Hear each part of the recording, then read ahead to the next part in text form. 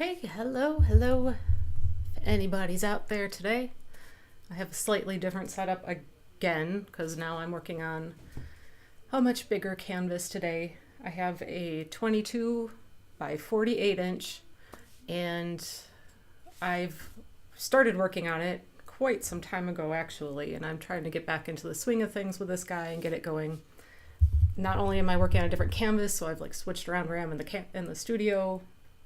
I'm working on the floor because I don't have another way to work on the canvas in this space because it's large. Hi Jim, nice to see you here. I don't have an easel big enough to hold this.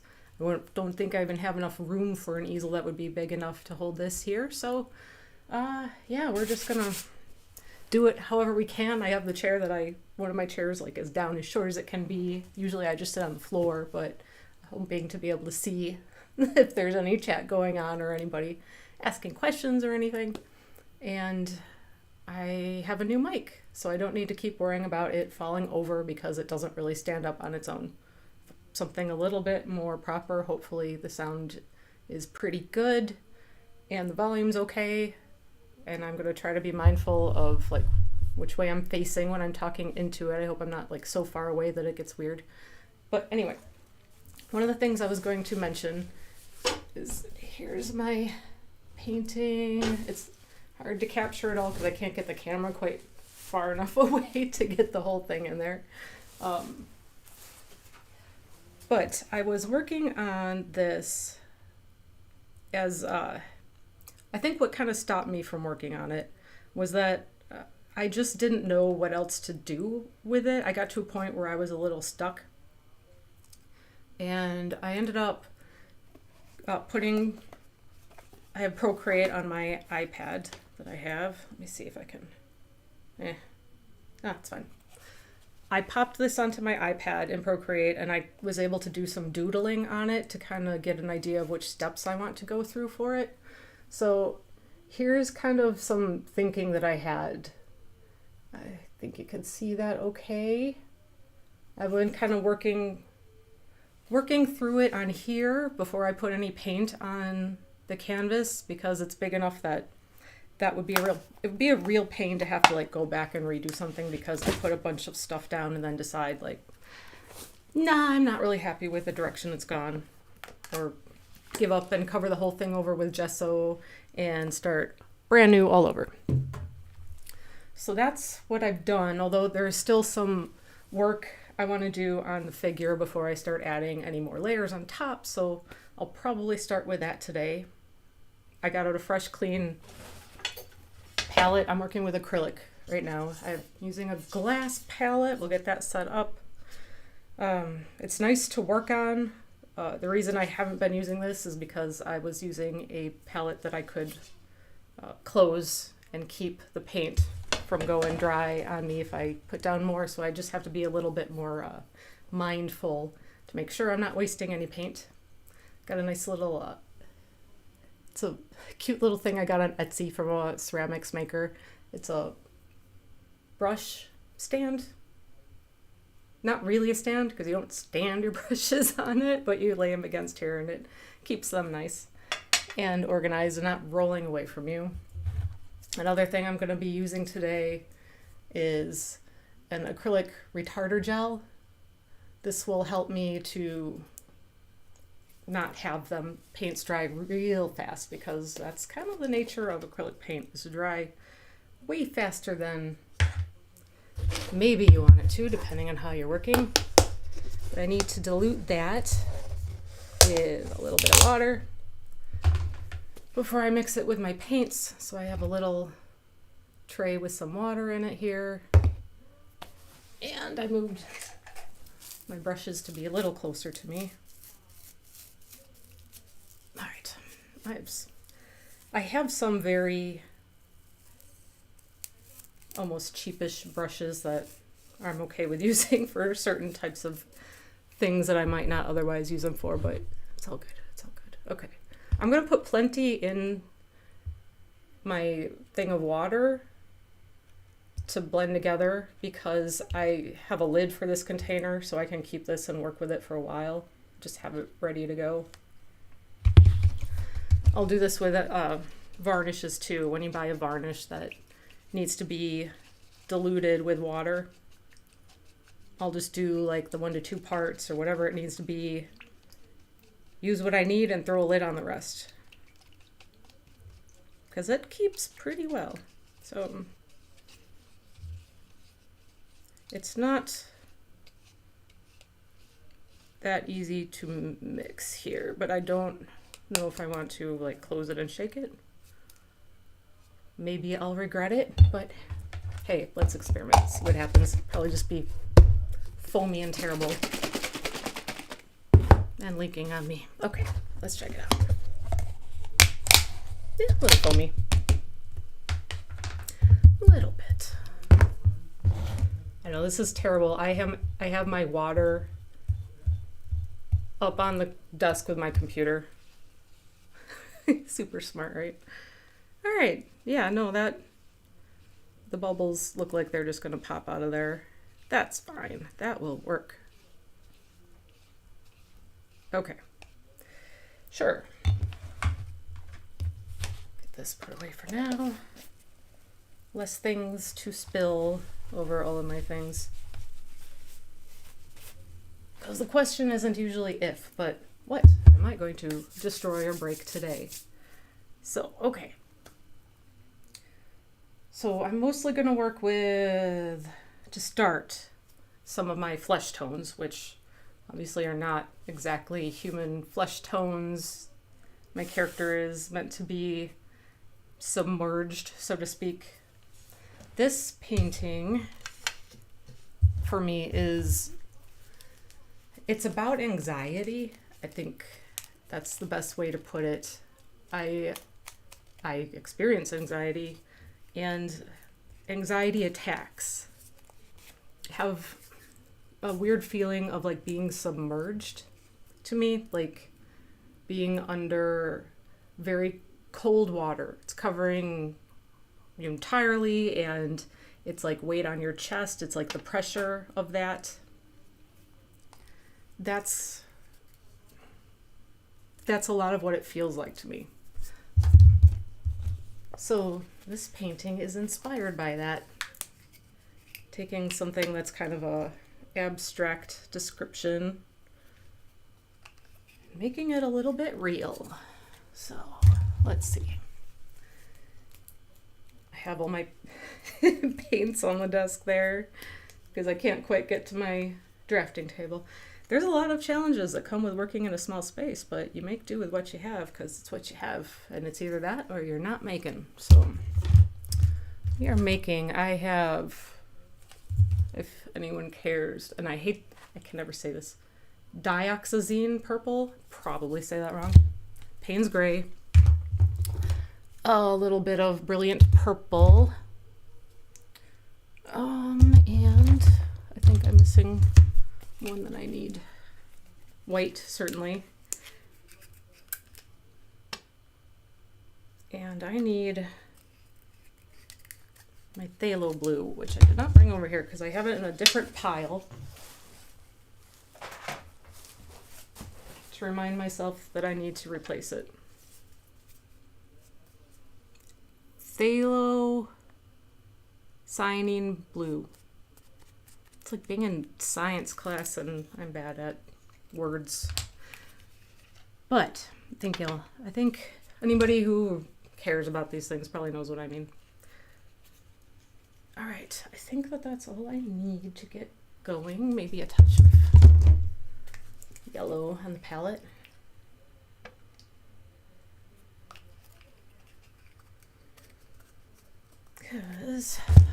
And a touch of, I throw a touch of red on here.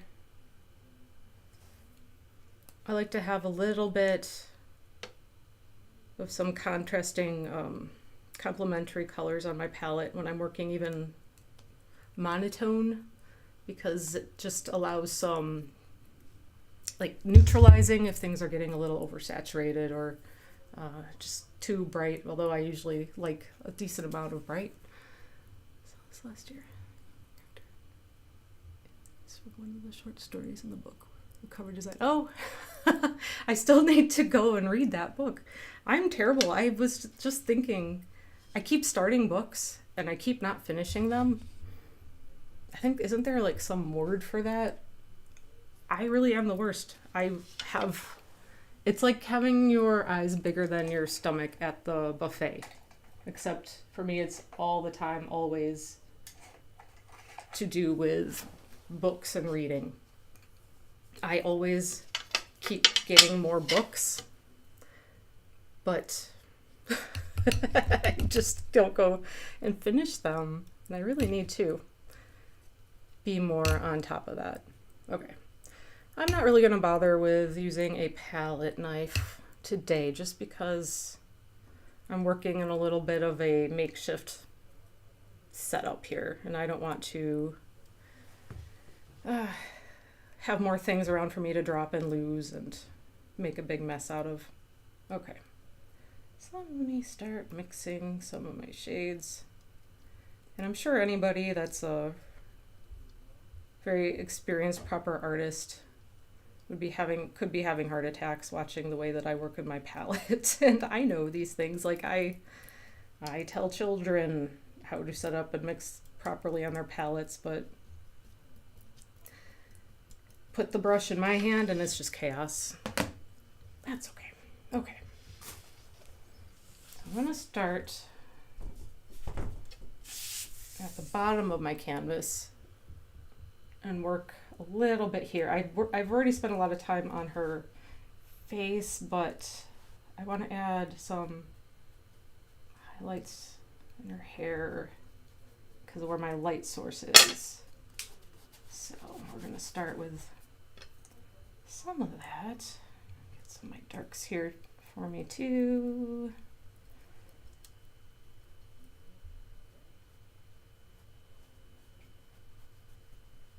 Let's see.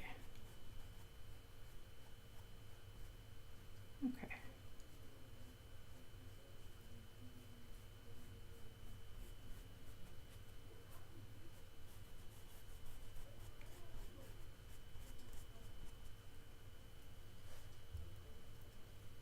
I apologize for moments where it's quiet. That's usually me thinking, which is, never a good idea.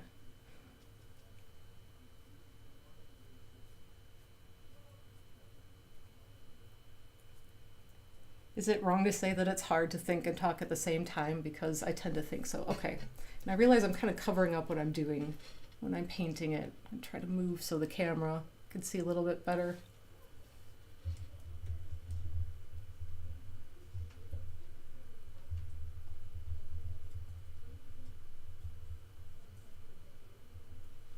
Is that a little better? Not quite in focus. I had this all set up beforehand, but of course I'm moving the canvas because I can't just work at it from where it was.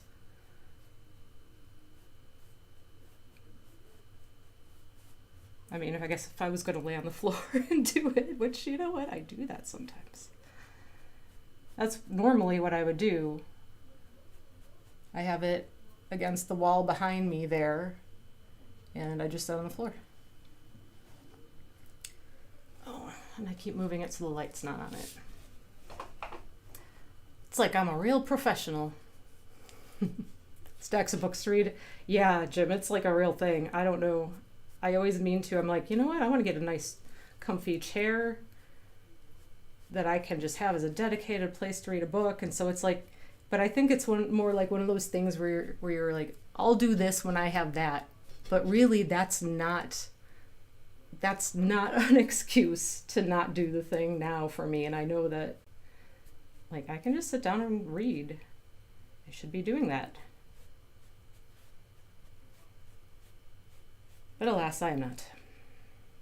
One of these days.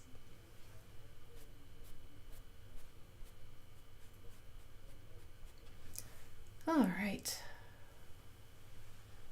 Looking a little bit like I mean for it. Starting to get there.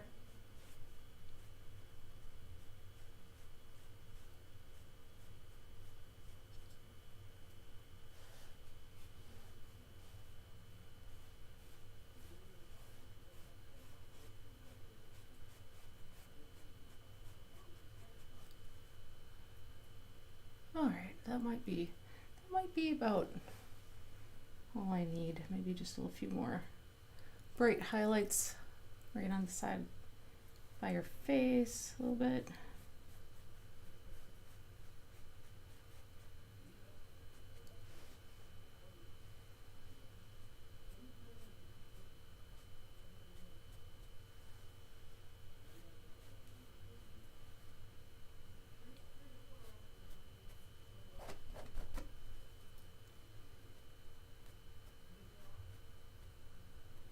Yeah, I use my fingers a lot too, which is, I'm sure, you know, very much the proper thing to do. That's fine. Okay. All right. I think that I'm okay with the face now. Get some light on that so you guys can see. I didn't really do anything to the face, just the hair.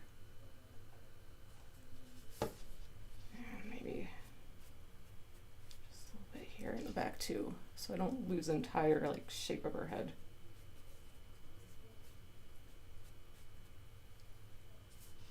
Okay. Kind of difficult to hold that thing in one hand and paint.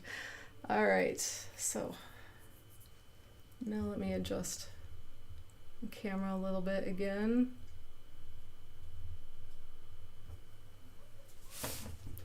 I want to,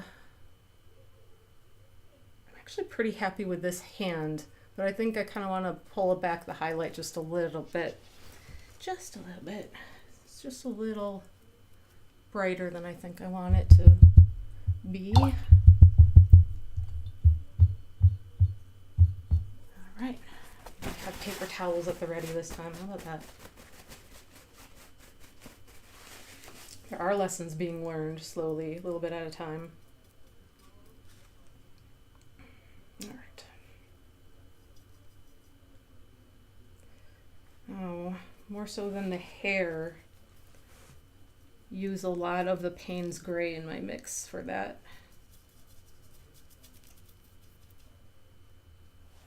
So it is not nearly so very intense blue color, but a bit, that's not quite there.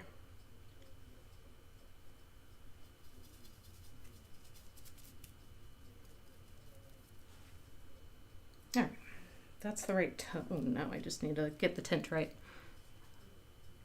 During my last stream, somebody suggested to me to check out a particular artist. I have to look at the name because I don't remember things, and this is a name that doesn't roll off the tongue. Jedzisław Baczynski. I hope that I'm saying that right.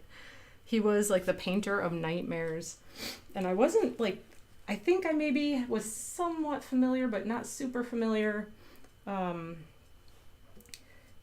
But I've looked at some of his stuff and his work, and it's really fascinating. And I think what particularly fascinates me about him was how he kind of, for as dark as his work was, and he grew up in like Soviet-controlled Poland, but he said that his work wasn't about any of that. He said it wasn't, he would say that it like wasn't about really anything, like where all that darkness comes from. And that is kind of fascinating to me because nothing comes from nowhere. Nothing's created entirely in a vacuum, right? Even if we don't understand it or want to acknowledge what it is, it's coming from somewhere. And as somebody with my own share of like interest in darker subject matters,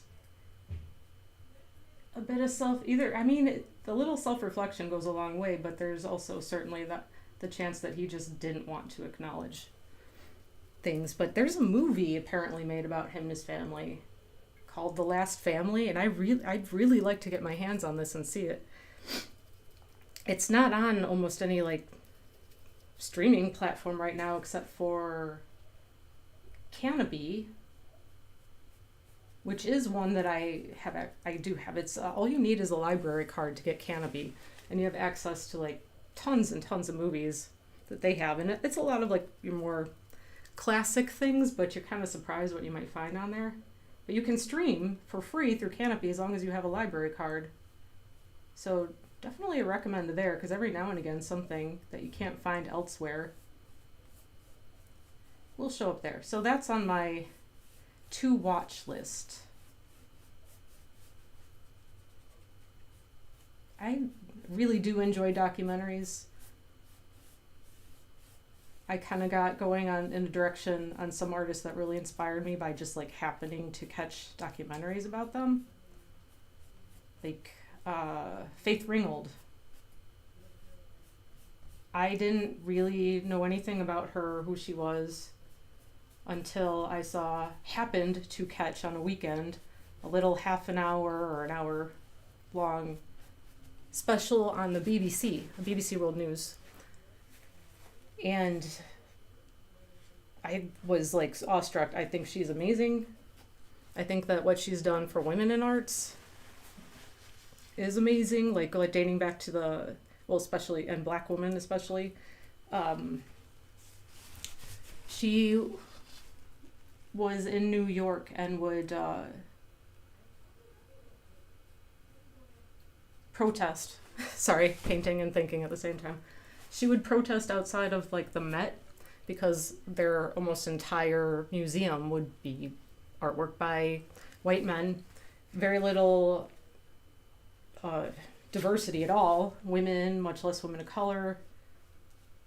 And one of the things that she and her, I think it was her family, but maybe it was just people part of her group, can't remember now, it's been a while since I watched it, but they would take into the museum like rotten eggs and leave them around, like hide them around in corners, so they would stink up the place and the staff would have to try to find it. And it's kind of ridiculous, but I love it. I absolutely love it. You do what you can. And now her work is, in museums. Of course, she is now, I think, in her 80s, so it took a long time. And being interested in her work led me to Suzanne Jackson's work by happenstance. Happened to be someplace with my family, and hey, first someplace I want to see the local art museum. So we checked out an art museum in Savannah, and they happened to be having an exhibition in a room on Suzanne Jackson.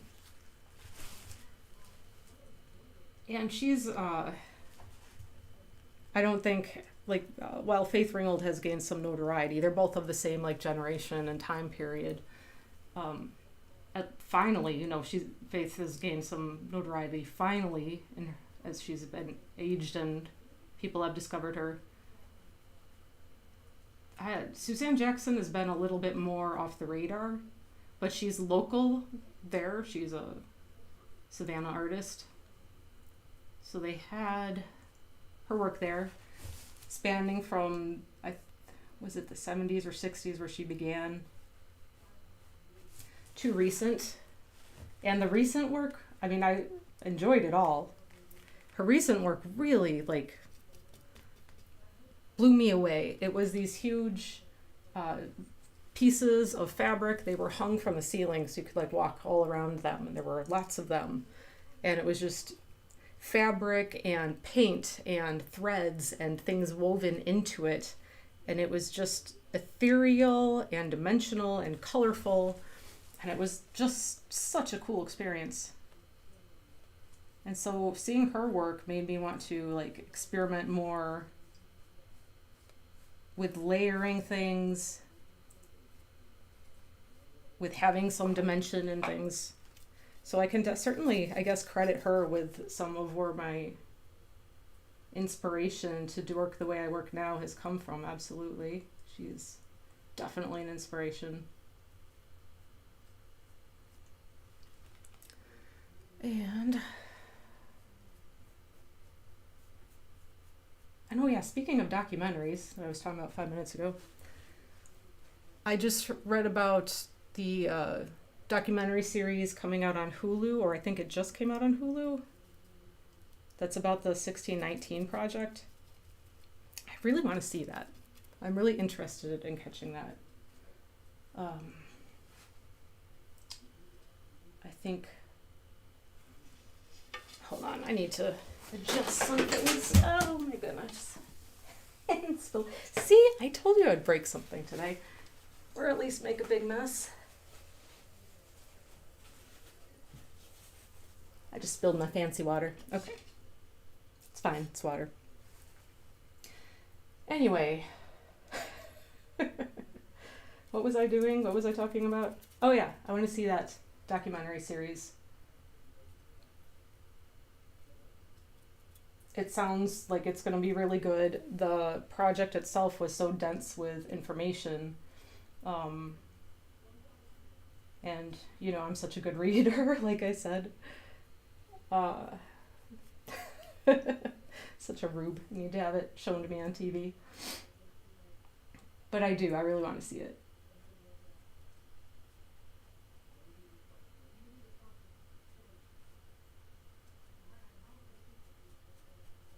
And I'm not loving this medium. I've used it before, but it's not giving me the mixability that I really want to have.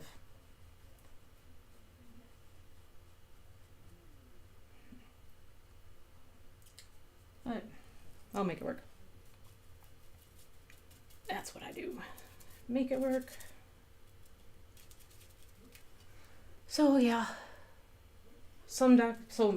Documentaries. That's the documentary series I want to see. The Last Family movie I want to see. That's not a documentary, but I guess, I don't know, is that historical fiction? Maybe? I don't know too much about it yet. But yeah, both on my list. And while I'm talking about how I'd like to see these, like, you know, things that will hopefully teach me something, expand my horizons, I get out of the way of my picture a little.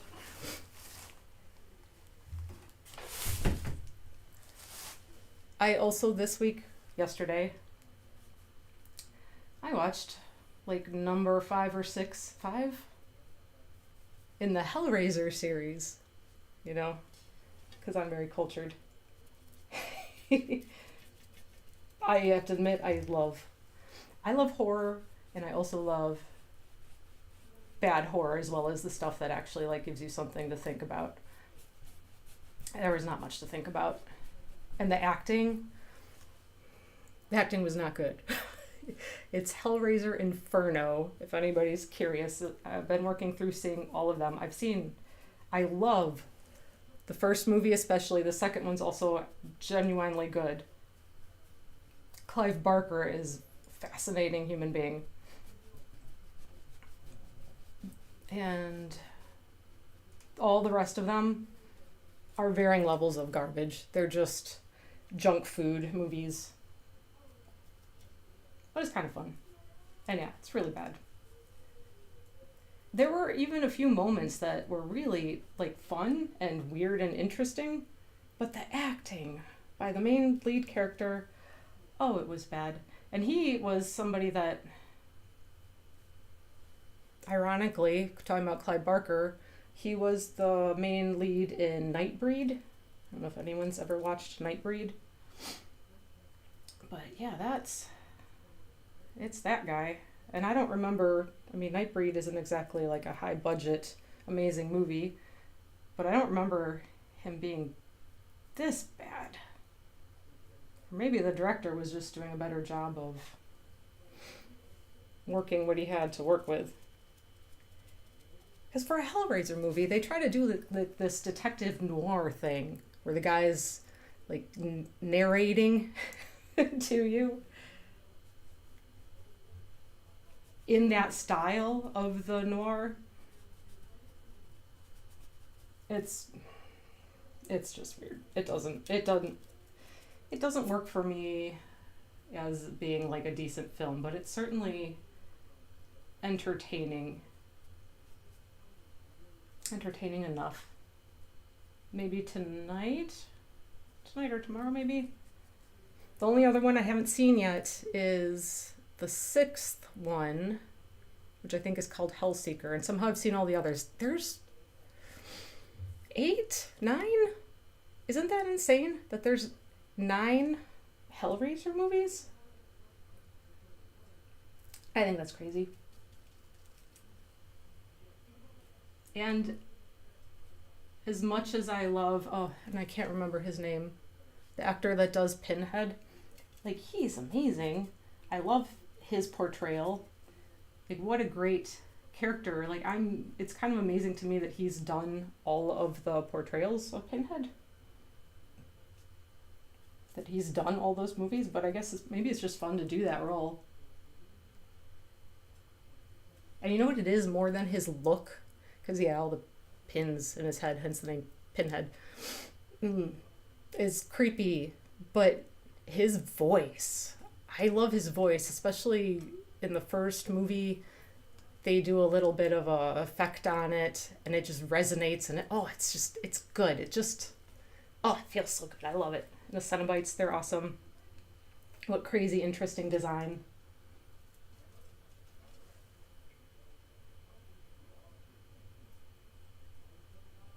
In the movie from yesterday, the scene that I was closest to being like, this is interesting, what's happening? Am I watching Twin Peaks? I don't remember this change, but the main character and his partner, because he's a detective, they're going to try to follow up on a lead that takes them to this establishment that's apparently, like, you think it's a bar that they're going into. Then only the main character goes in there, and it's like a bar, but it's dead silent. There's no actual bar. Nobody's drinking alcohol or anything like that. There's tables, like poker tables around with like the single light down, and all around the table are just these like older cowboy types just quietly sitting there playing poker, and it's just dead silent in this place that you think is going to a bar. And then this character comes out and talks to him, and he's this weird, like, unreal cowboy type guy. It's all very strange, and I enjoyed how strange it got there for a minute a lot, but then it didn't quite do that again, that same kind of like bizarre reality. I mean, everything else that went in that direction was more like straightforward to be hellish. You mean giving the film, of course, but yeah, that felt like straight up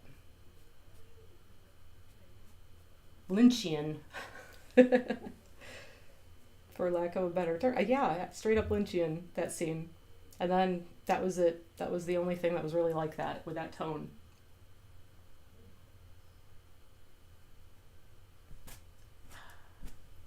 Kind of having this issue where like my hand is a little shaky. So as I'm holding my hand out,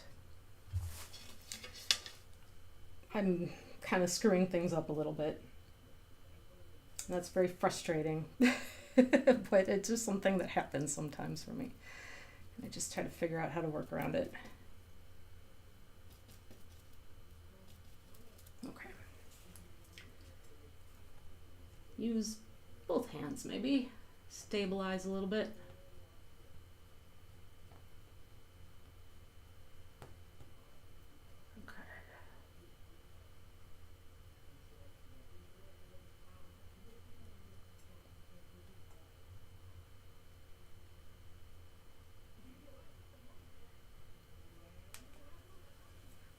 Still not loving this medium. Not loving it.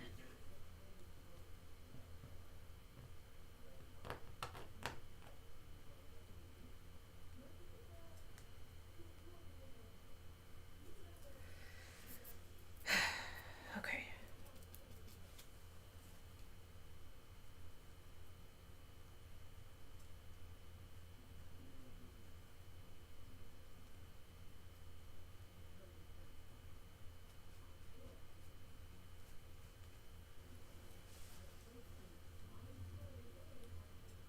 Hands are hard.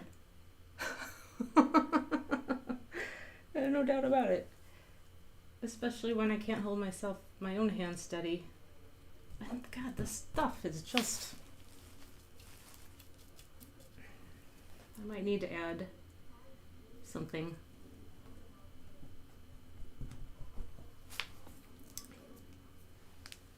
Might need to add something on here.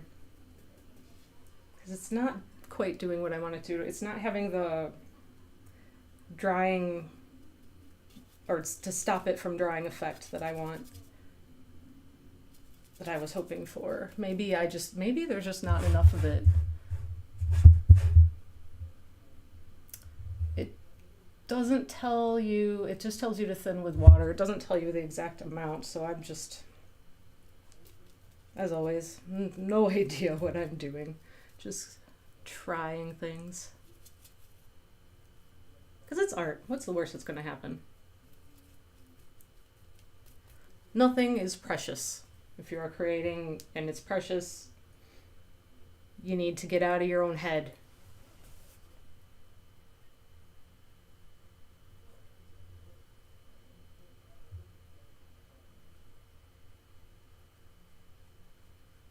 Anyway, that's my advice. Take it or leave it, of course.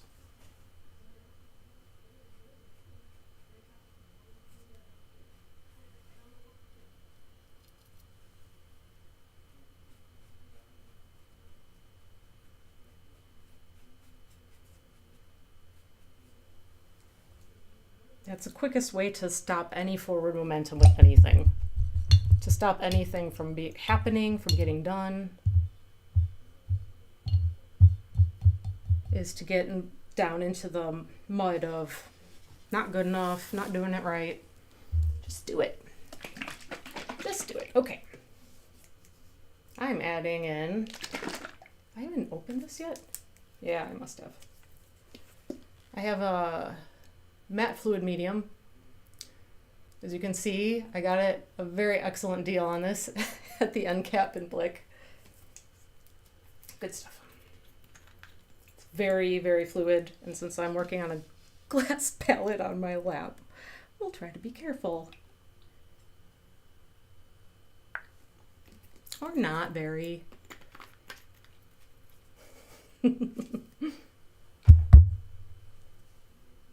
Where's the fun in being safe? Oh, okay. Oh, I like this better. This is better.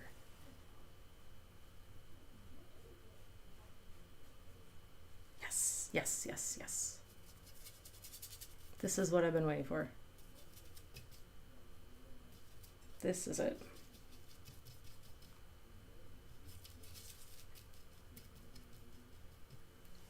There we go. No, too late. Sorry, thinking and talking.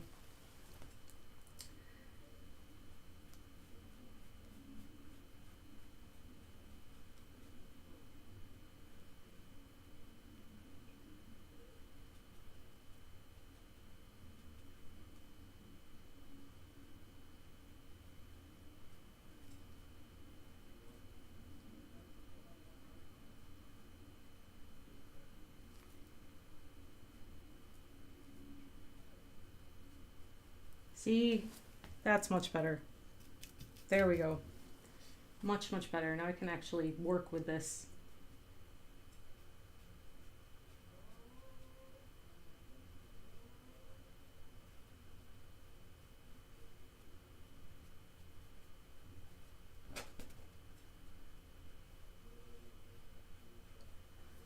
brand is the stuff that didn't work for me? Utrecht. Which is, I believe that Dick Blick bought Utrecht. I believe. I could be wrong.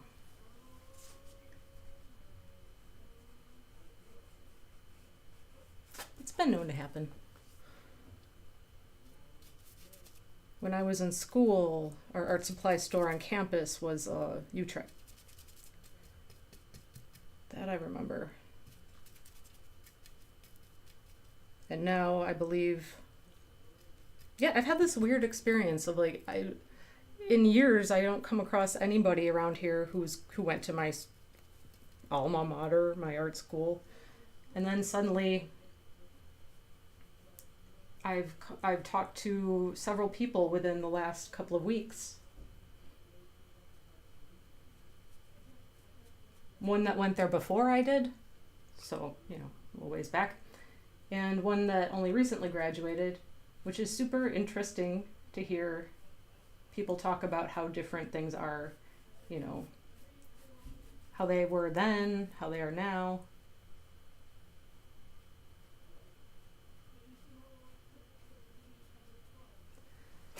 Because when I was in school, the Utrecht store was actually on campus.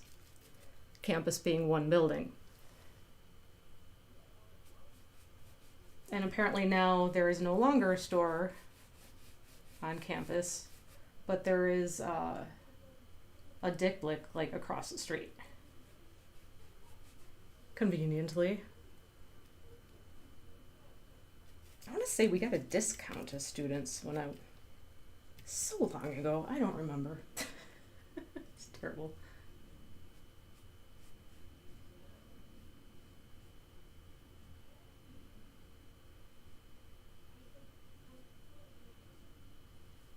I'm also like not the person that thinks back on to like high school or college days with like great fondness, memories.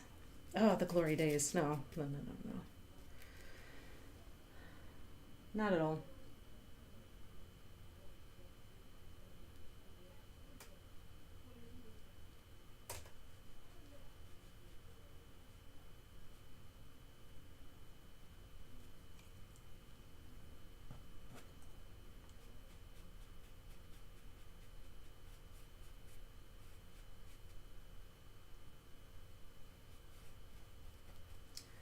Good things and bad things come from everything, but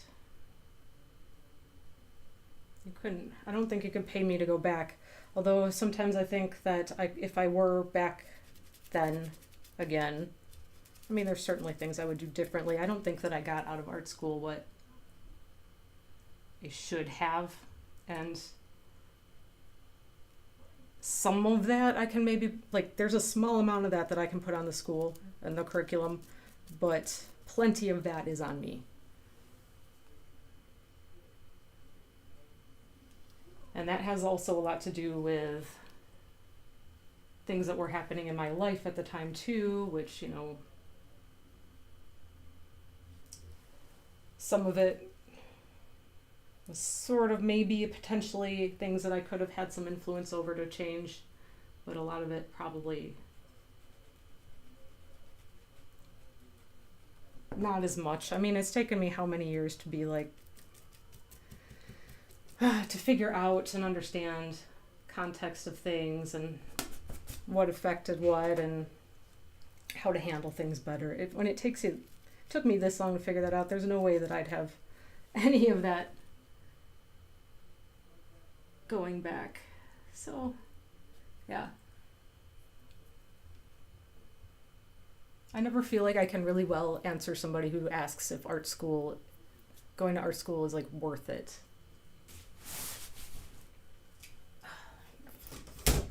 Try to get some better light over here. There. A little better, I think. Okay.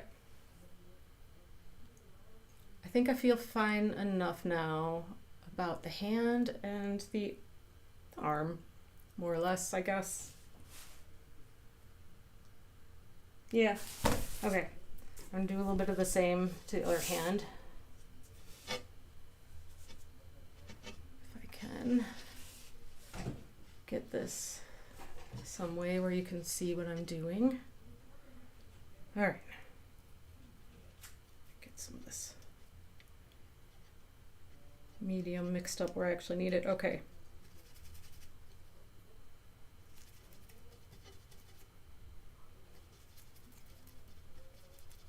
I keep putting a little bit more purple in it than I want. It needs like a little bit, but definitely that's not that much. Okay, that's still too late. Come on.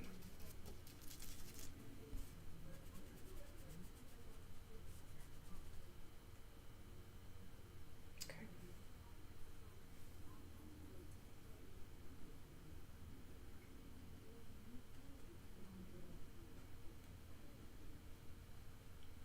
So how is everyone tonight? Is anyone working on cool stuff? Like Art in a Loop is now open. Yes, I saw that it was, I stopped in there. I was there. I never go into the city these days, but I went in with a good friend, and we did just randomly decide to stop in there. Pretty nice store. I mean, I'm very spoiled where I live because there's a big one in Schaumburg, which is a 10-minute drive for me. That is great and dangerous. I always joke that they get all my money, and well, that's pretty much true. They get my money. A lot of it. Sometimes I can find deals on things online, but art supplies can be expensive. And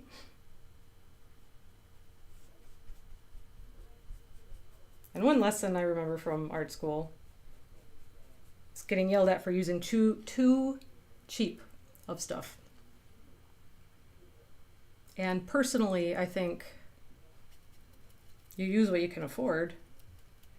Again, back to that like perfectionist mindset. It's, you know, you don't let what you do and don't have stop you from make. But I do also appreciate the idea that, you know, you get what you pay for, and if you want to be taken seriously, or you want blah blah blah. So I do what I can when it comes to that kind of thing. But my eyes just decided to water for absolutely no reason. Okay. Anyway, what am I doing? Am I making a bigger mess again? I think for what I'm doing, a different brush is in order. Let's see. Crying now for no reason. All right. I'm gonna go much smaller. I seem to be in need. I have like almost no filberts for some reason. Ugh, what the heck? I probably have mascara running down my face right now, and there's like, just cause. Although I've noticed like I've been very reactive to things lately. I don't know why. Or just like the last few days. Sorry, I try to adjust my camera. Like a little bit of allergic reaction type things maybe. And I also, like, I'm just reactive, everything. It's very annoying.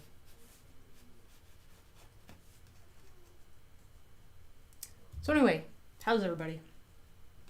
Working on any cool creative projects or anything going on?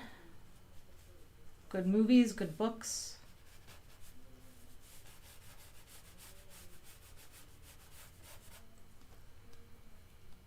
I wish I had books to talk about, but probably paint on my face now. But as I said, I'm not the best reader.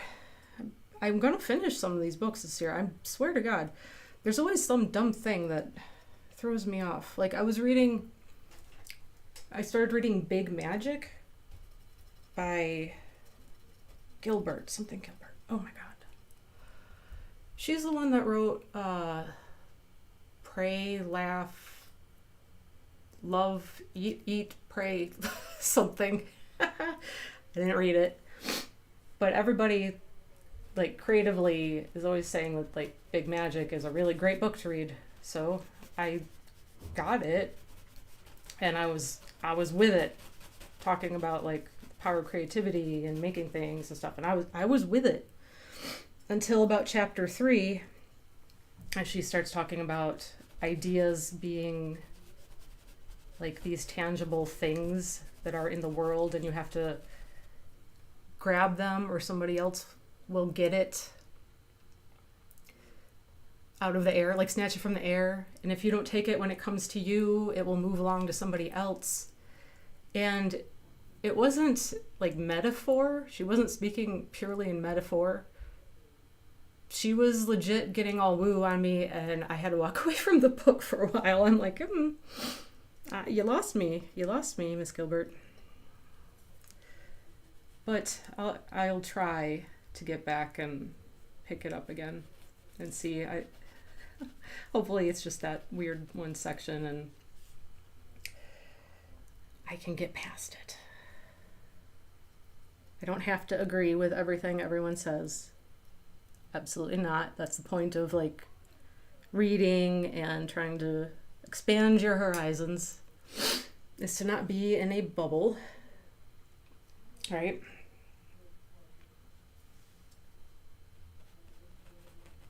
So I'll get back to it and give it another try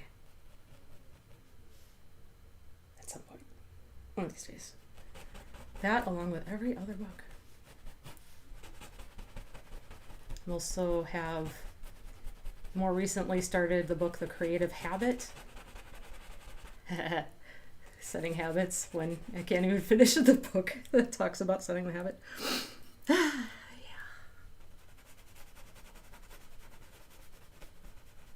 Life is comedy. Okay. How are we doing?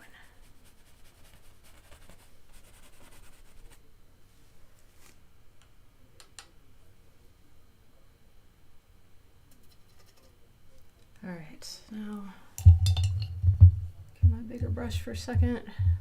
Go up the arm a little bit. Yeah, that's better. Oh, whatever made my eye water is making my nose run too. Oh my God. Dying of something. Tell ya.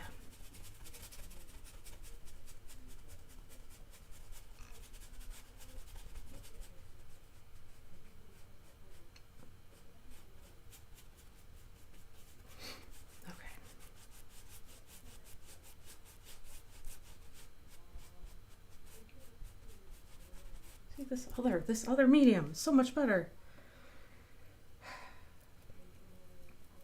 I'm probably just using the other one wrong. I'll admit that.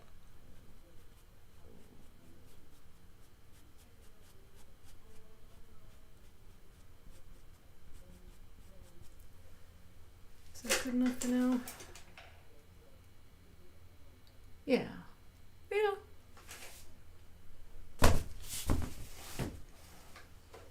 Not perfect. Don't need it to be perfect. But definitely better. Okay, so where am I? I think I might leave the leg part alone. I'm trying to show the top of the canvas too, so you can see, like, there's feet, and things start to get very flat as it goes up to the feet, and that's kind of on purpose. So I'm probably going to mostly leave it like that. 4 rules of improv come in handy when life is being yes, you might as well laugh as cry, and that is the truth. I tell you. Okay, so almost knocked over my fancy water again. Let's put this knot behind my elbow. Okay. Now. Now this is the part that makes me nervous because I want to start on something completely different that I haven't laid anything down for. I've drawn a lot of these lines and I don't think my camera's quite picking them up with lighting. Get this a little closer maybe. There. Seriously, I adjusted the ISO on my camera earlier because it was like way blown out, and now it's been dark. Okay.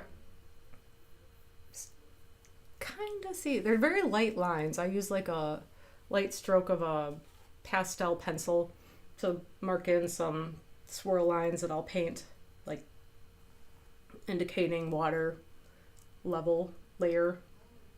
So that's the part that I gotta get into here. I just gotta get into it.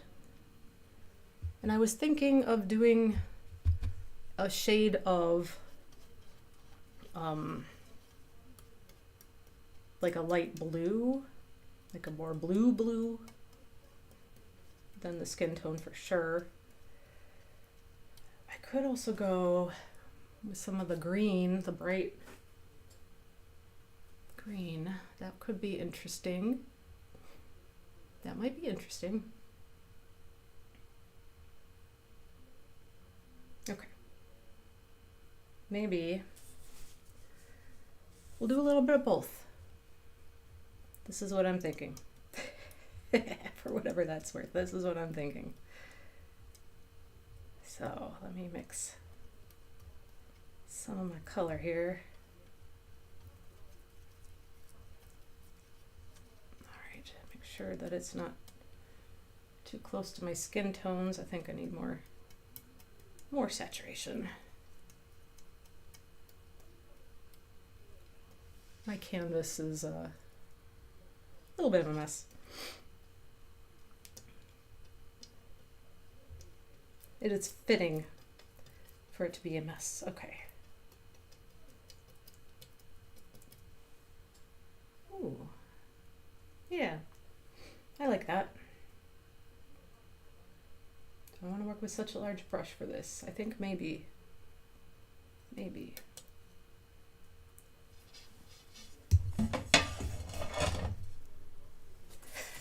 Fingers crossed that I don't regret what I'm doing. Okay, here we go. Just going in.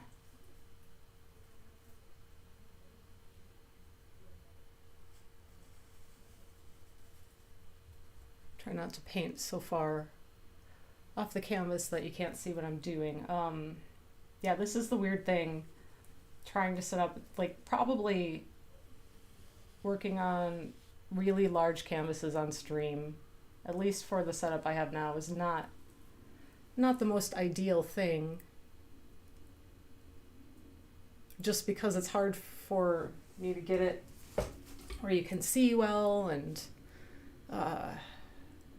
fit it all on the screen. It'd probably work better if I turn on its side and just had the one camera. Next time.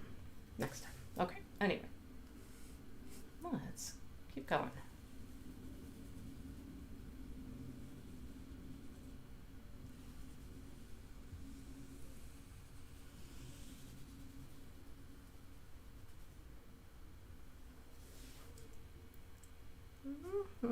Okay. We'll probably need another layer.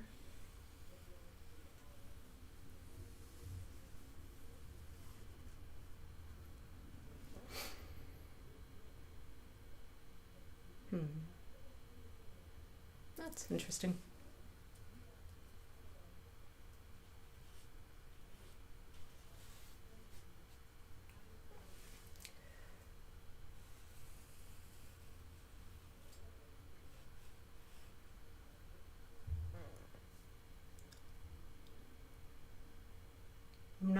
I'm not loving it, but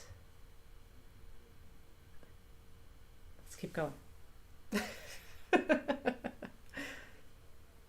Just keep going.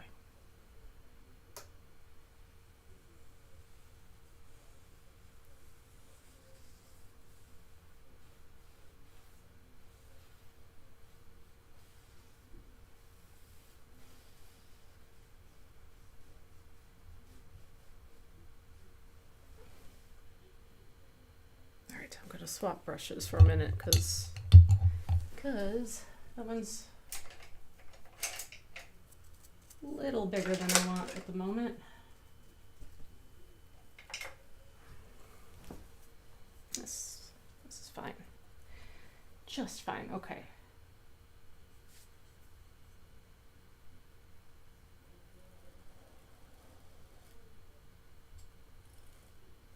The hand shaking thing is really annoying, and I don't know exactly what's causing that for me, but I do know, I mean, my neurologist knows about it, so I don't think I'm dying of anything weird.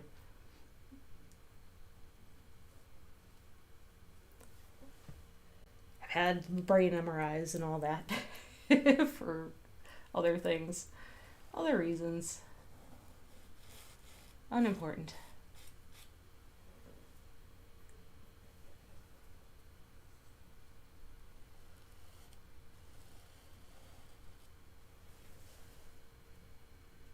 It's looking two-dimensional. I think it's just sort of like,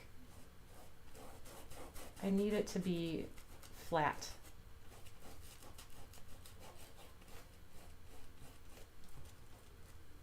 Which I'll probably need to add a second layer to it to be able to do that, which means I need to let the first layer dry.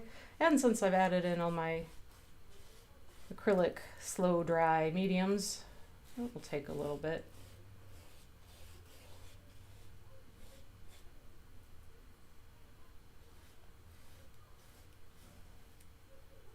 Making things more difficult on myself, without a doubt, but that's kind of my thing.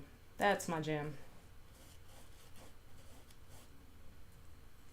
This is my creative process. Equal parts chaos, bullheadedness, and hey, let's see what happens.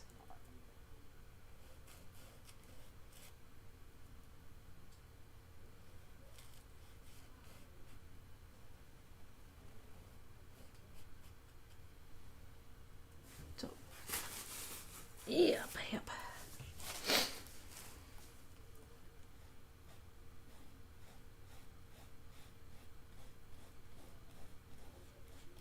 There's another movie out that I'm thinking about catching.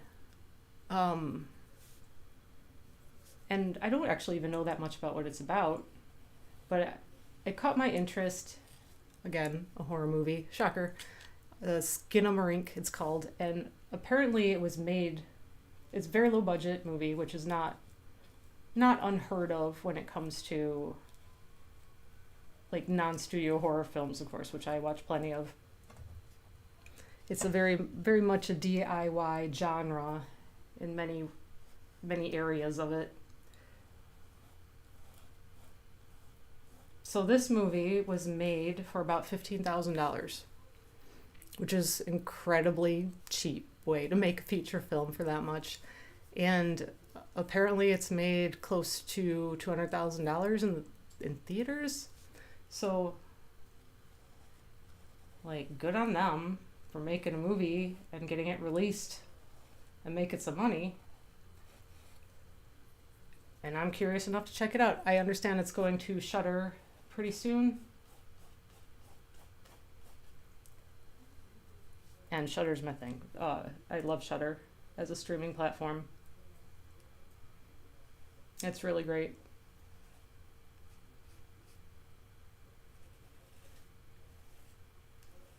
So I will be watching that. Again, nothing massively of cultural value involved in watching of that, but there is in some ways. Like, it's not watching a documentary film, but there is a lot to be said about culture from the things that we fear and what captures our interest. And I find the fact that I love horror movies fascinating. Like, I try to figure that shit out all the time. I don't really understand it myself. I don't know why, but yeah, What's the mechanism there?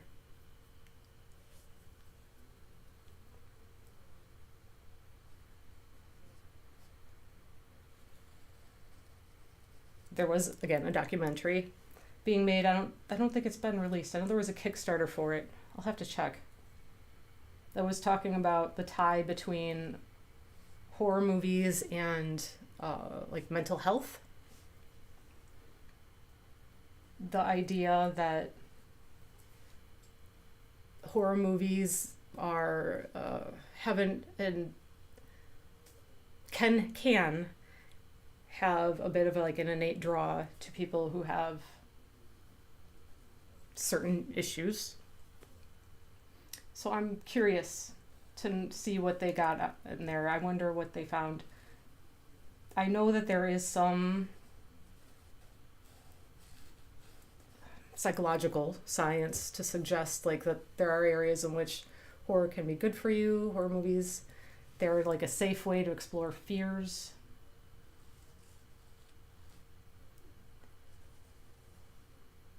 So there's definitely interesting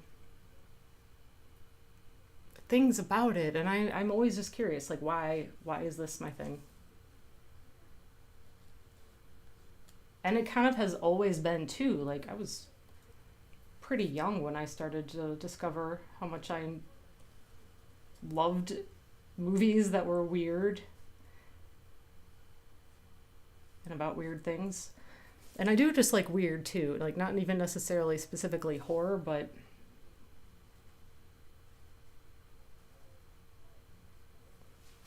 at a certain point, the things you've already seen can become like boring. And maybe that's the ADHD in me, where it's like that attraction to novelty, having a brain like mine. But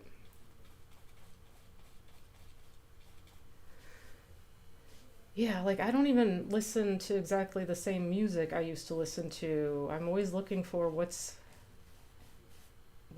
out there that's more interesting. More interesting than what I already know about. What's gonna give me that dopamine hit, I guess. Perhaps. Of course, this is all. I am no doctor, I'm no psychiatrist. These are all just speculation. But I seriously wonder. I do wonder.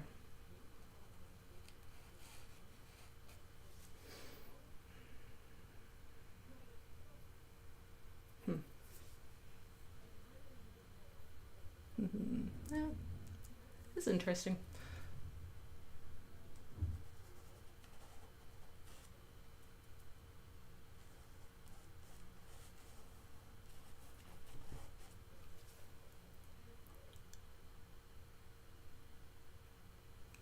I'm not sure. I'm still not sure about this.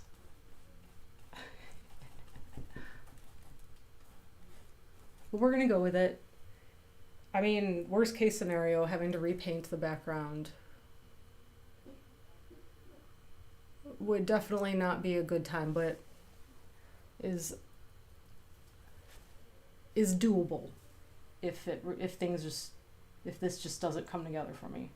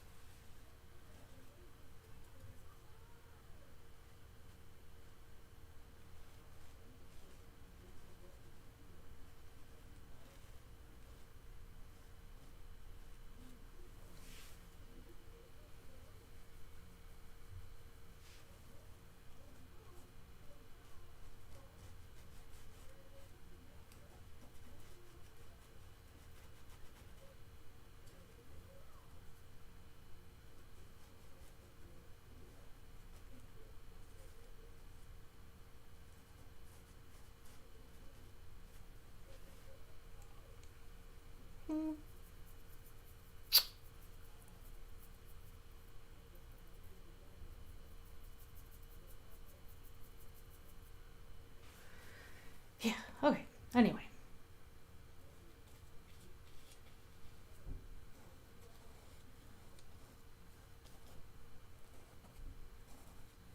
I'm thinking about signing up for some programs at my local library.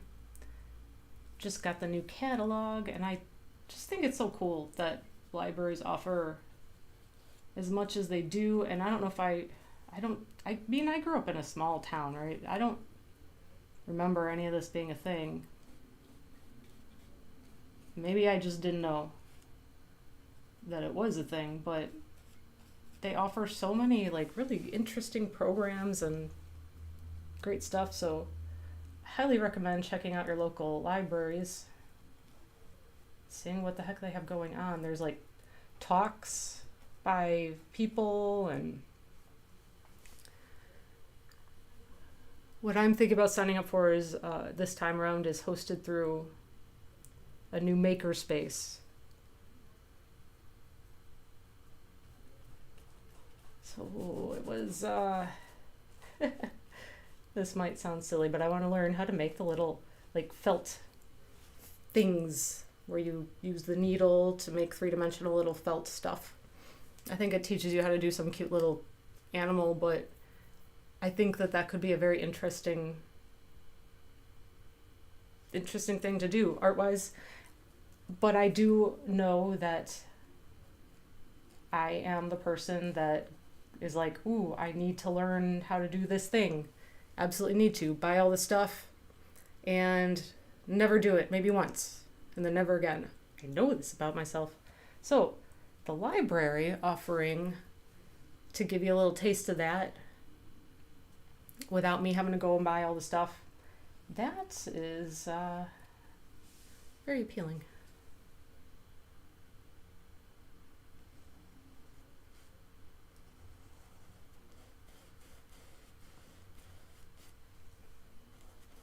Now, if they could also offer weaving and like needle punching and screen printing. I already went through the epoxy phase this last summer. There's all the things. I want to try all the things. They seem so interesting and so much possibility.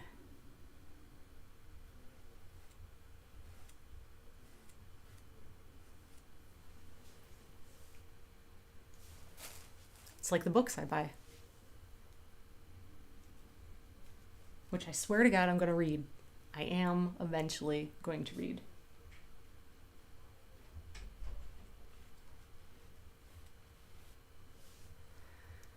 Oh, let's see. I kind of am liking at least this area here. This I'm less enthused about, but it might yet come together. It might yet come together.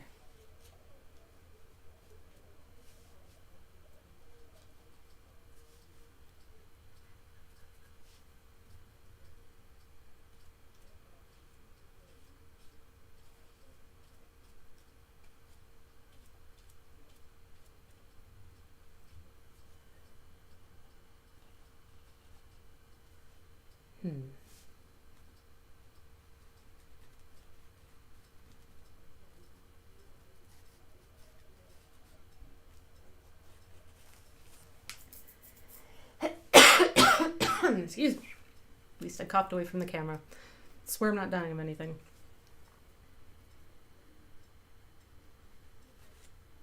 There's some kind of allergy or something's getting me.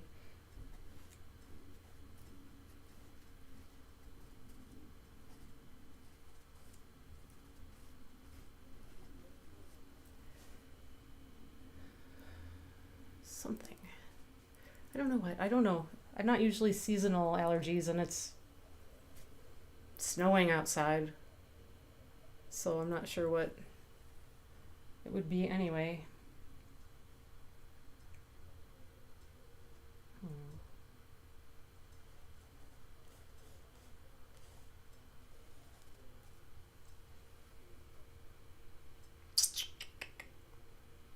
Thinking.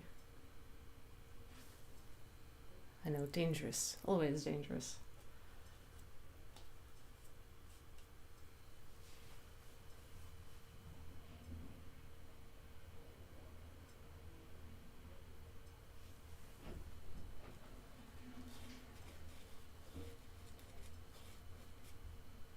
Is that better or worse now?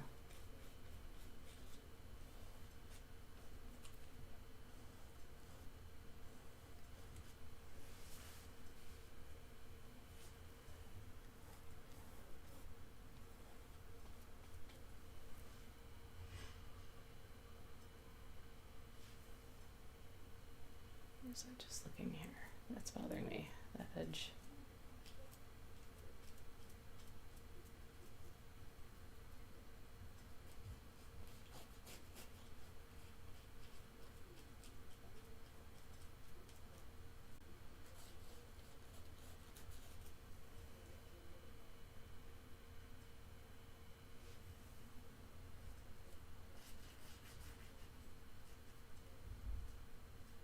Okay.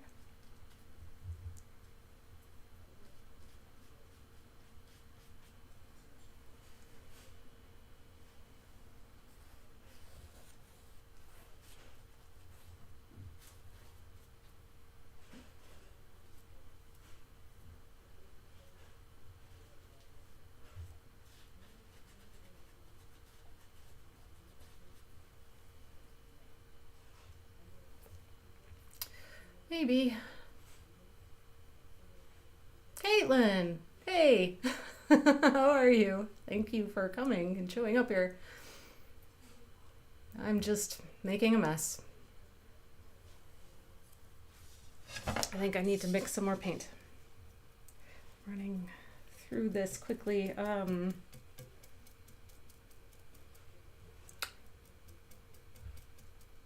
Yeah, I'm still...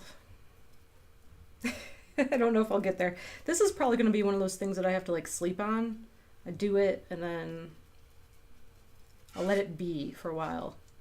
I think I need more done before I can really make any kind of call on if I think I want to leave it. But okay, so I'm gonna mix a little more color. Grab whatever my medium's left on here.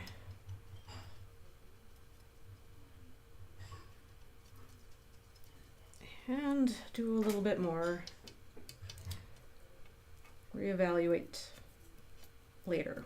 Because this, I mean, this whole thing is going to take me a while to finish. Not just painting this particular element, but all of the elements that are yet to come. I have a ways to go.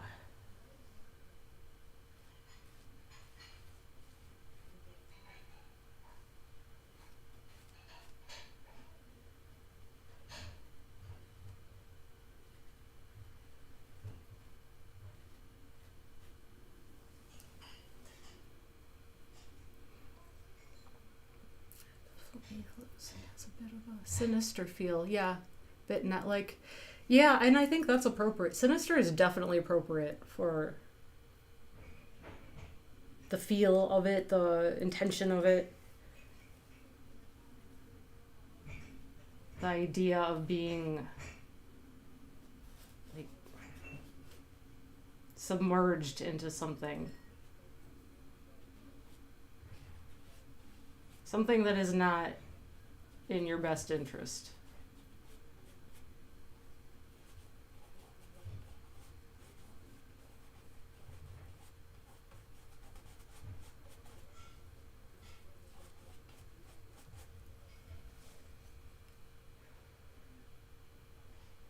Okay, I actually don't mind that little bit of like slightly lighter color and some spots.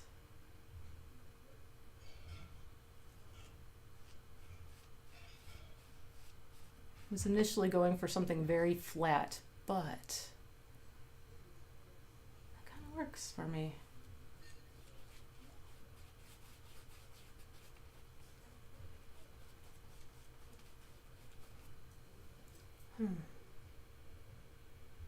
Okay.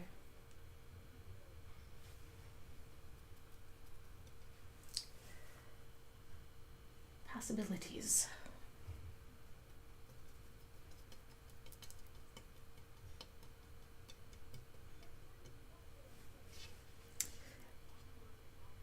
This is going to be fun to clean up. Actually, it's not so bad within the glass, but... Symbiote Venom. Oh, okay. Yeah, you know what? Never watched the Venom movie. Me and reading. I never really got into the superhero comic books. I know that that's a spin-off from Spider-Man. I am aware of it a little bit. That's like the suit, the symbiote suit thing. I've heard people talk about it. I've seen imagery from the movie, but I don't... I haven't... I'm only that much familiar with it, but I think I could see like that webby clinging to you. I don't know if I'm close at all to what you're getting at. I'm just trying to think of what I know about it.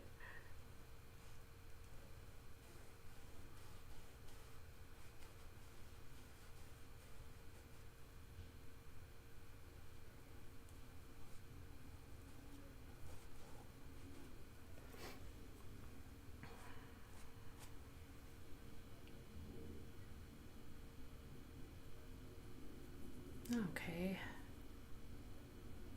Yeah, this area here is what's saving it all for me. This I like.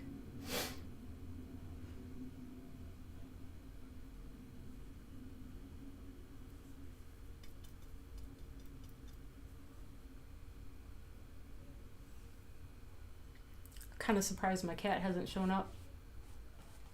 But he has been in a mood today. I don't know if he's upset at me about something, but he's acting like it. He's been getting in a lot of trouble.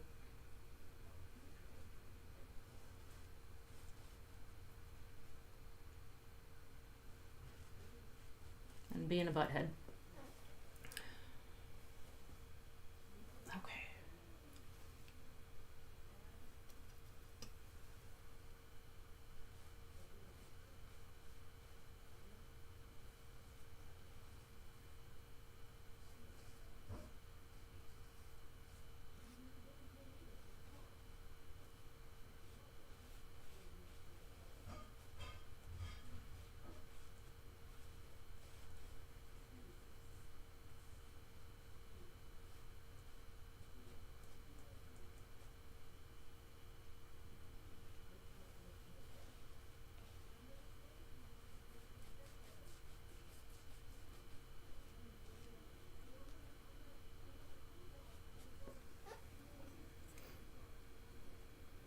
I occasionally would read some comic books. Going back to that topic, because why not? There's a couple that I even really enjoyed, but my thing was definitely an issue of follow through because of my attention span. I would miss picking up some books and then I would just fall off. Out of sight, out of mind, gone, forgot it existed. But the one that I love very much from the time I was in high school and still holds a very special place in my heart is Johnny the Homicidal Maniac. For one, it's only 5 books. So 5 individual comic books for the whole story. And yeah, I read that in high school and fell in love with it. And I still have them. Somewhere I have them. Yeah, pretty sure. Is that still? Yeah, I want to make sure I'm still painting where the camera's picking it up.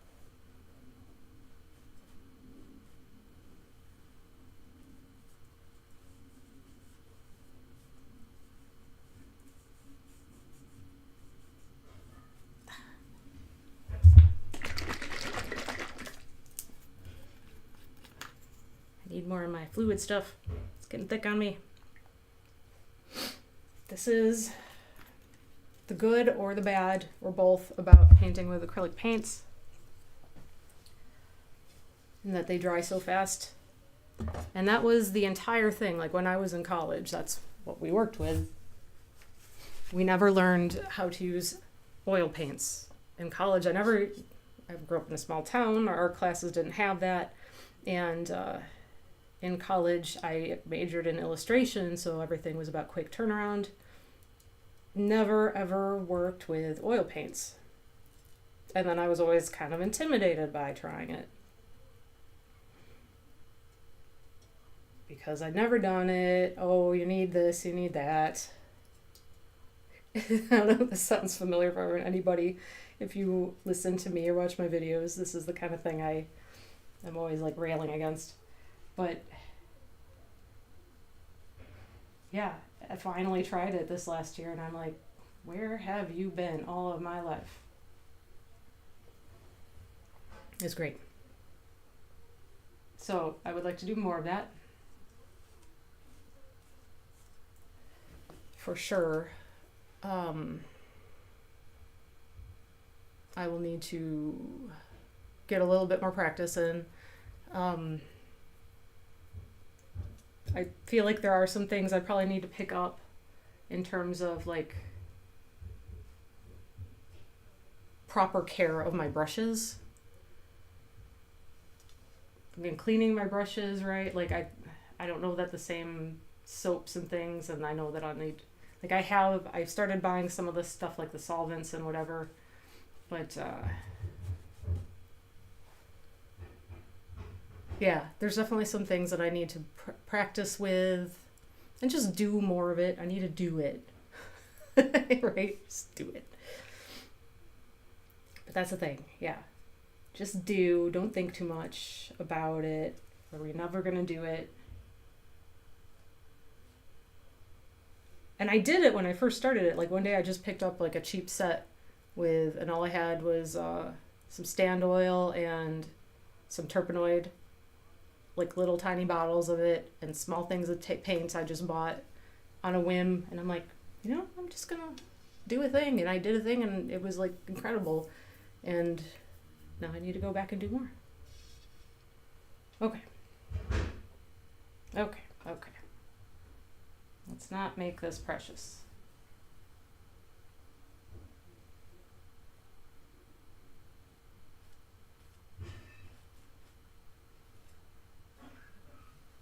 All right, smell the brush. Smell the brush time. I had paper towels once. Ugh. That's right, I use them to clean up my spill. Because that's what I do. Okay. I'm still within view, right?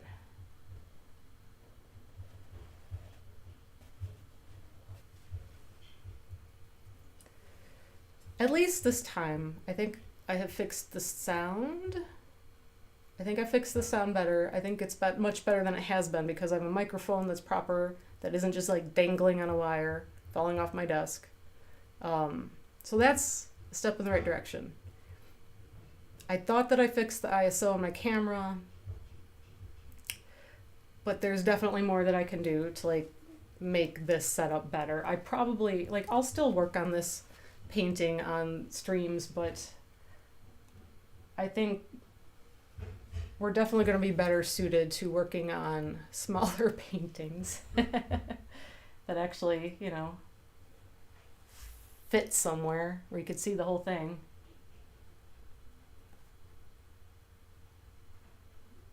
Because unless I get like maybe a wide angle lens for the camera or something, I'm just not going to be able to fit this whole thing in the camera without the camera being across the room, and I don't know. I mean, I'll have to play with it. Across the room being only 4 feet further away from where it is now, so that, I don't know. Like I said, do some experimenting and figuring it out. I don't know. Okay.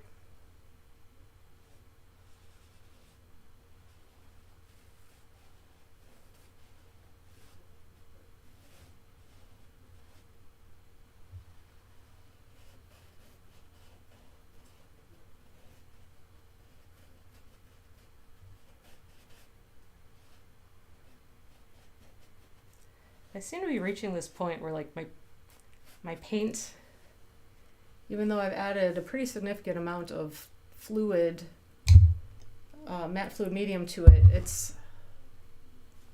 it's not flowing onto my canvas for my brush the way I would like it to. Maybe a little bit more. A little's good, more is better, right?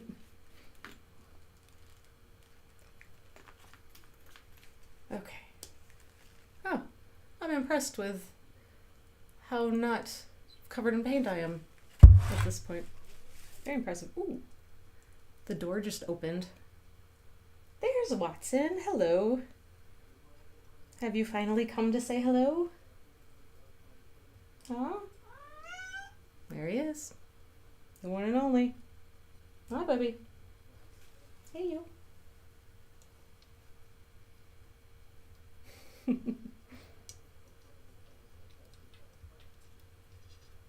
Either he's forgiven me for my unknown sin, or he's just bored. Given that he's leaving right now already, he's just bored.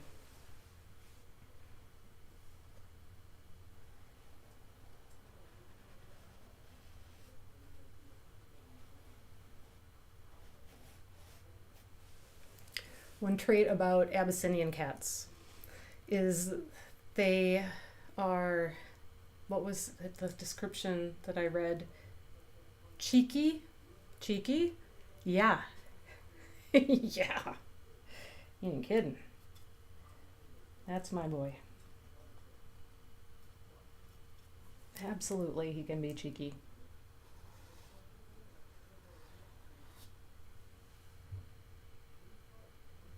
Especially when he's bored or not happy. Okay. Let's do, maybe some more smaller lines.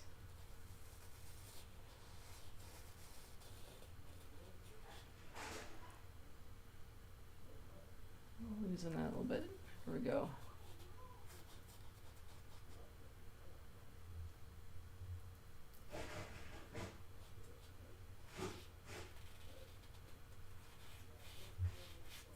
Yeah.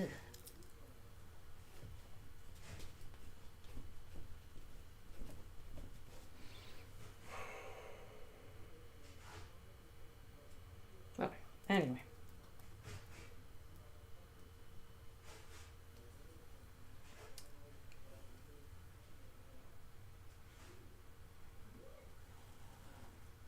One thing, my watercolor paint doesn't do me like this. Of course, it has its own issues and challenges. No doubt about that.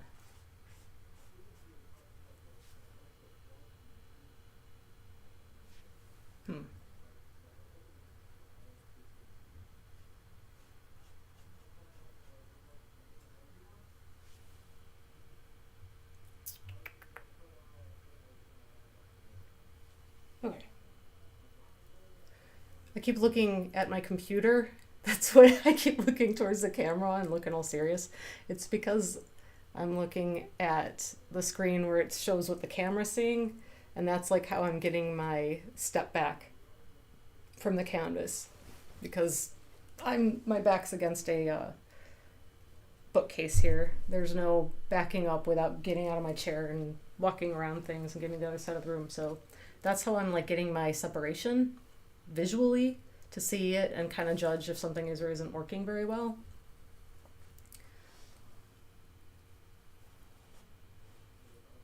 So yeah, I don't mean to be creepy and weird. I mean, maybe a little.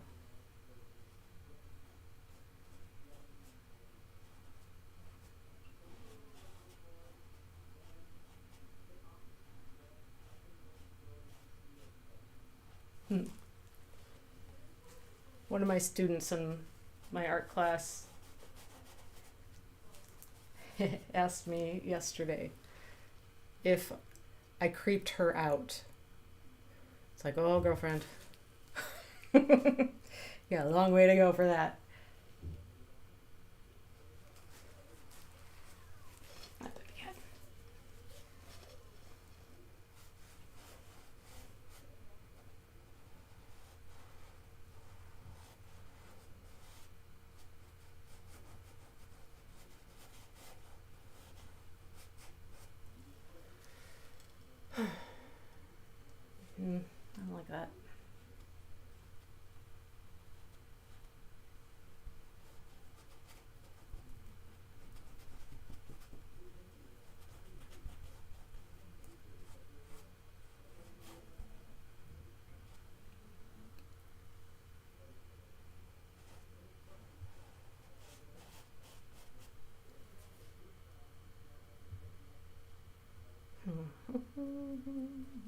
Okay.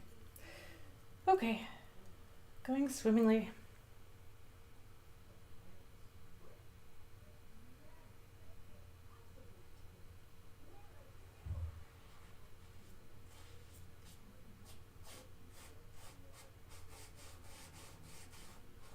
See, here's a real thing. At this point, I've added so much of my medium to keep my paint fluid that it's getting a little bit more transparent than I want it to be. So there's that.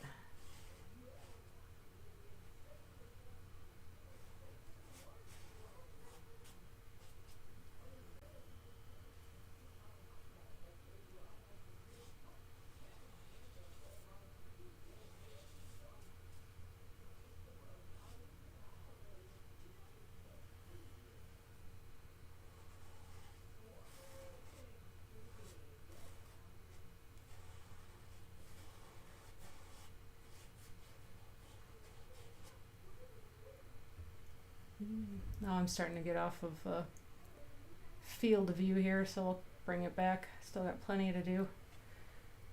Where you can actually see me working.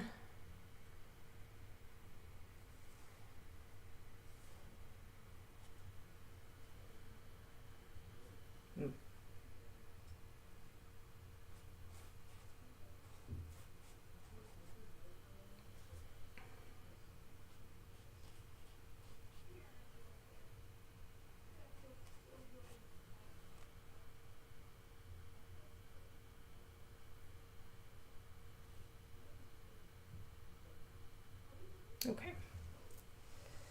Let's see here. Where are we at?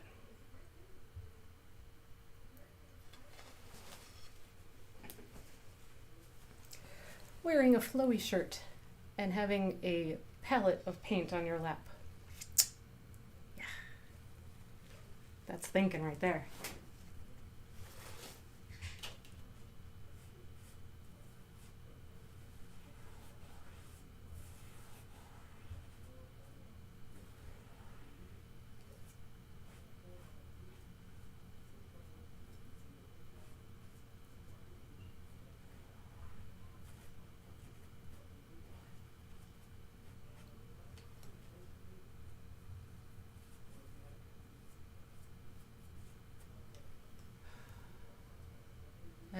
I realize that where I'm painting here doesn't show up well because of the glare from the light, probably until it dries. And then even then, like the contrast is pretty low here, which is not something that I'm trying to avoid because it goes back up into the dark up here. And I might go back in and do some of this green color for some of it, or at least pull some of that into my blues in areas yet to be decided. So yeah, let's see, what else can we do? What else can we make a mess out of? Because what fun is it not to?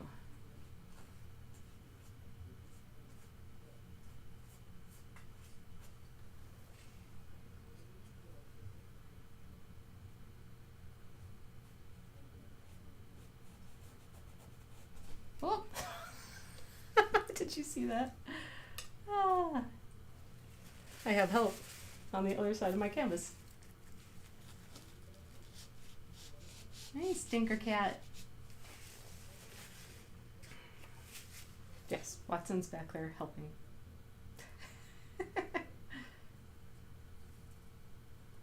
What you doing, little butt?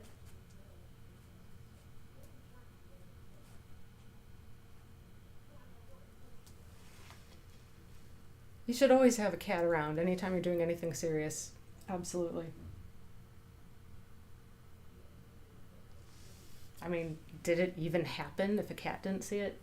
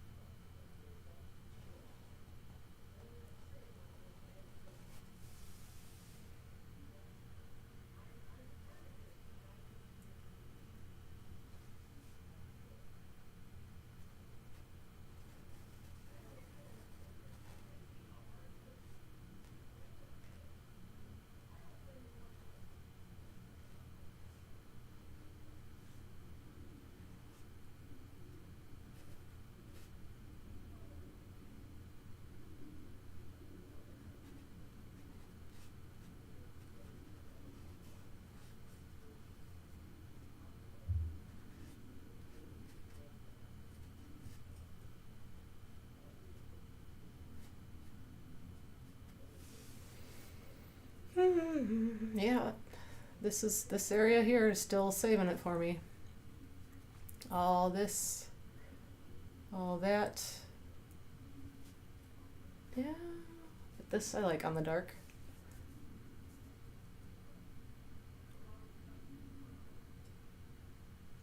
So I will have to make some decisions at some point about it, but not tonight. Nothing too serious tonight to think about. We're just doing.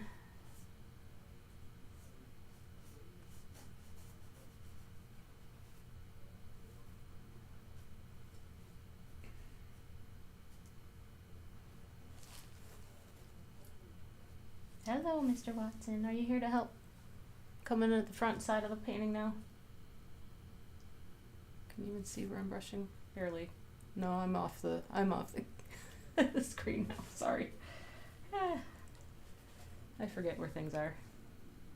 Look at this little section.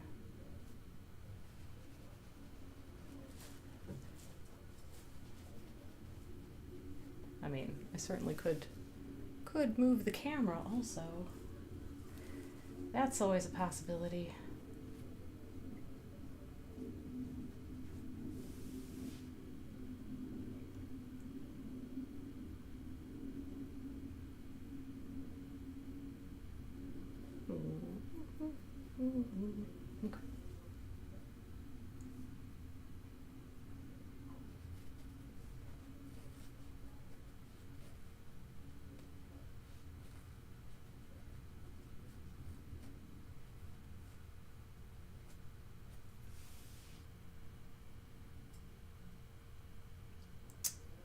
Okay. Okay. I mean, part of it is, if I want to keep working downward, I'm going to have to either sit on the floor and then really move the camera, or I can prop it kind of on my lap, which makes it incredibly unsteady. So that's probably not the ideal solution. I mean, really at this point,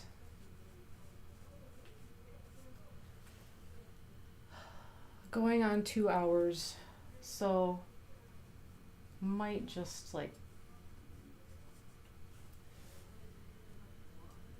I might get pretty close to just like calling it here for the day. Come back to it with a fresh palette and fresh eyes.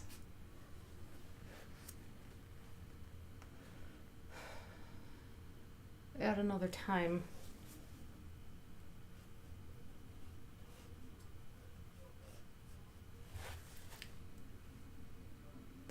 That would probably be like the smart thing to do.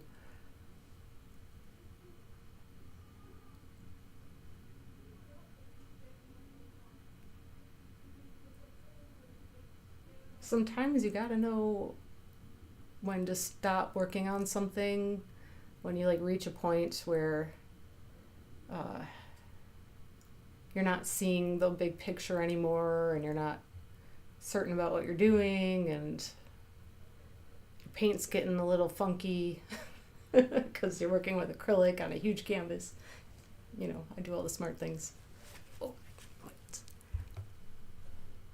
I cannot see. Oh my goodness. Ah. Yeah.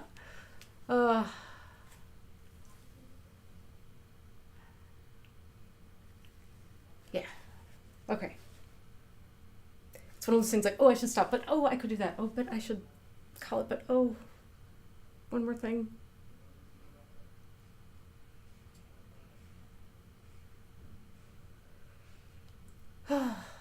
It's really like bothering me that I like this part so much, but like this side I don't feel so good about, and I don't know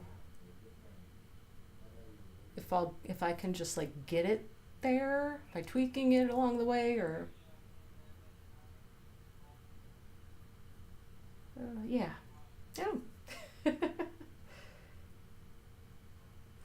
But probably reaching a point probably reaching a point here.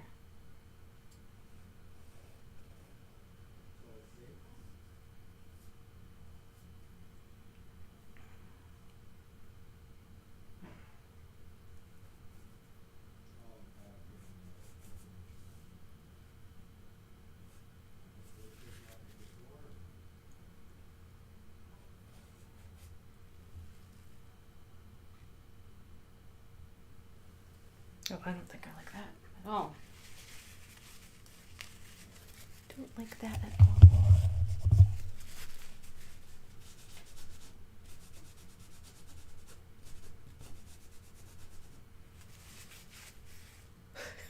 What a random thing to be so bothered by. Like, it must go that line. Nope. A little 2-inch line out of a whole big thing, but nope. Absolutely not.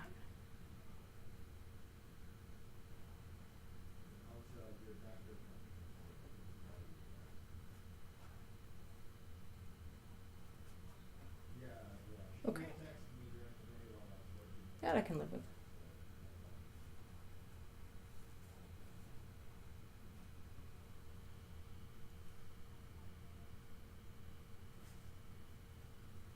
Okay, okay.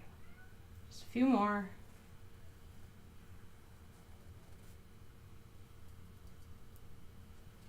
Just a few more.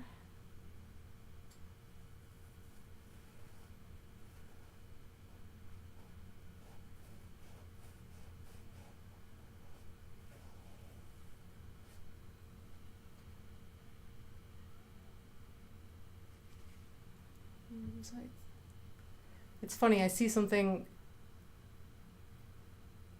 on the camera and then I'm trying to figure out what I'm looking at on here. It's a weird, yeah.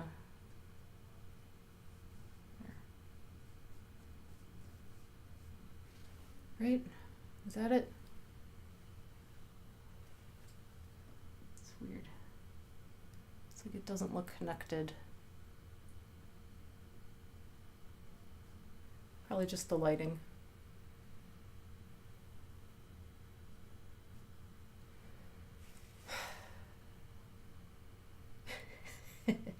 Okay, I think I might be getting a better feel for creating this, I don't know what you call it, network of web or water as I'm going.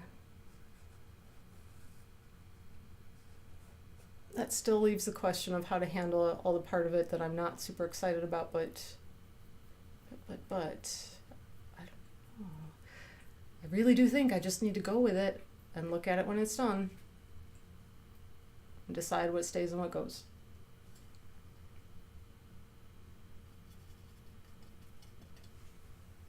That's what I'm leaning towards.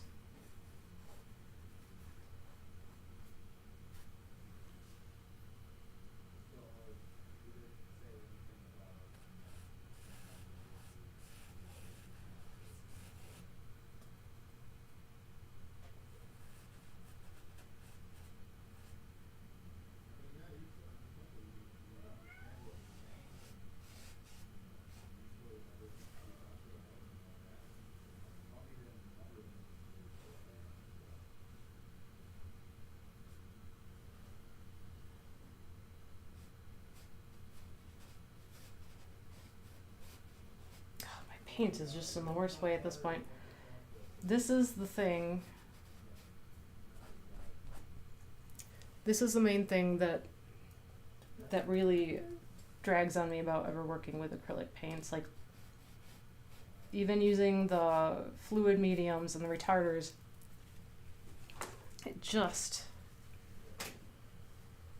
it's like it's only good for a little bit of time.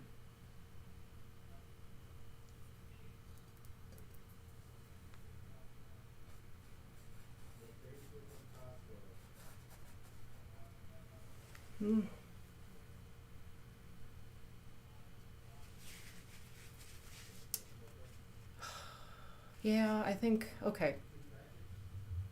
Okay.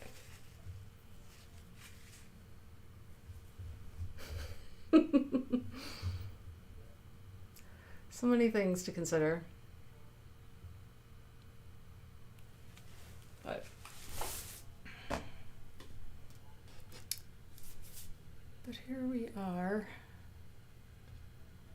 I'm very happy with this part here of my character. I didn't go like super crazy involved into the details of her face because I think who she is doesn't really matter. That's not what it's about. But yeah, okay. That's it. My paint is going nasty on me. I need to clean my palette. I need a fresh pair of eyes to continue with this guy before I really screw anything up any further. So, yeah, I think I'm gonna call at this point. My cat's yelling at me because he's bored. Do you hear this? I don't know if you can hear it on this microphone. It's almost adorable. Hi. Here. Oh, what? Wandering around. Hi. You're very cute and noisy. Anyway, yes, everybody that's ever doing anything, tell him, yes, I will, Caitlin. Caitlin misses you, baby cat. I think he misses you too. All right. Yes, I'm going to call it. I've been at it for nearly 2 hours, and I think when it comes to acrylic painting, that's about my limit. That's the paint's limit, clearly. I'm going to see this painting through. At least this portion of it will still be in acrylic. I will get to the more mixed media stuff after that, and that's where things will get interesting and fun, but I don't think that I will probably use acrylic at this scale again. It's certainly doable, but you know, it's like a combination of that work smarter, not harder kind of thing, and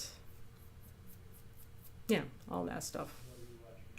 Anyway, so I'm going to call it, guys. I will pick up a fresh stream on Monday during the day. I think I'll work on something smaller. I'll probably do, maybe I'll start on a watercolor portrait.